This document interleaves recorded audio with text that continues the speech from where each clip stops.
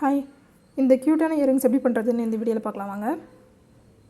Cardboard வந்து இந்த மாதிரி ஷேப்பில் வெட்டி எடுத்துகிட்டு உங்கள்கிட்ட எந்த ஃபேப்ரிக் இருக்கோ அதை எடுத்துக்கோங்க. நான் இந்த ஃபேப்ரிக் எடுத்துக்கிறேன். இது ஃபுல்லாகவே ஒட்டி எடுத்துக்கிறேன். இந்த மாதிரி நான் ஃபுல்லாகவே ஒட்டி எடுத்துட்டேன்.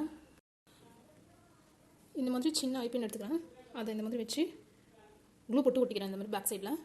ஸோ இதே மாதிரி இன்னொன்று செஞ்சு வச்சுருக்கேன். அதை வந்து பேக் சைடில் ஒட்டிக்கலாம். ஏன்னா இது பேக் சைடில் தெரியாமல் இருக்கிறதுக்கும் இன்னொன்று தின்னாக இருக்குது, அது கொஞ்சம் திக்காக இருக்கிறதுக்கும் அது ஒட்டி எடுத்துக்கிறேன்.